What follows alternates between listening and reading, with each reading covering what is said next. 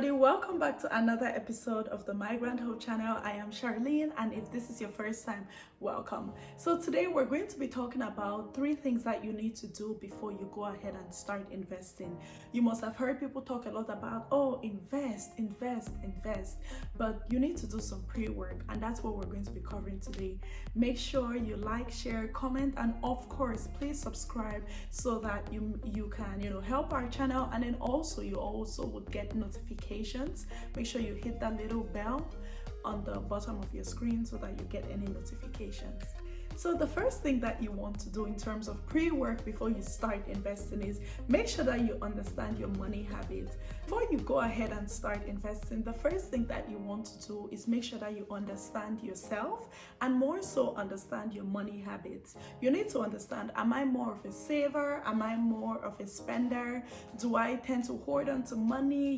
That kind of thing. When you understand yourself, you'll be able to know, okay, I may need to work on some habits. If I'm someone who tends to spend a lot and I'm not very good at saving, not that there's anything wrong in that, but if you want to go ahead and start investing, you want to make sure that you've worked on that habit. You've learned with time and practicing over and over how to be more of a saver versus a spender, because you do not want a situation where you put money into your brokerage account and then you're going to have to take out that money so that you can buy a purse or like buy a new PS5 or something. You need to make sure that you have a good understanding of what your money habits are and who you are when it comes to like your finances and all of that. That would help you, set your mind before you go ahead and start investing in whatever it is you are investing in.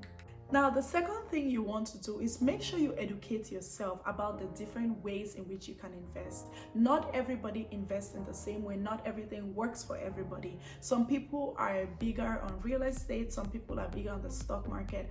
I had a mentor, some lady, tell me one time that she invested more in the stock market than like real estate, because at the time she and her husband were traveling a lot. They used to travel and work in different countries, so investing in the stock market just made a lot more sense for her, hence she decided to do that. But don't just go ahead and do something because people are doing it.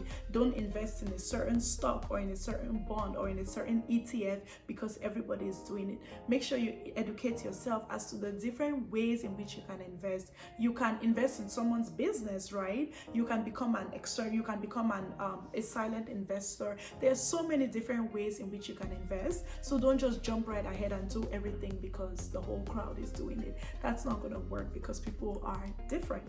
And then the last thing you want to think about or know is investing is a risky game, right? It means that if you put money in, you may not be always guaranteed a profit or a gain. So you have to make sure that you know yourself and know what level of risk you are comfortable with.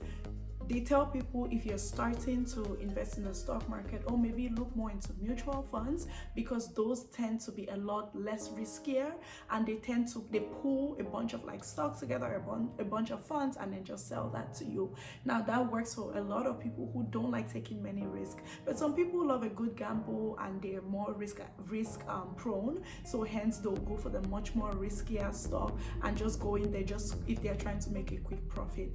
That's just something to keep in mind. Make sure that you learn or understand how open or how close you are to risk, and think about whether it makes sense for you to kind of go into that investment. Hope that those tips were very helpful.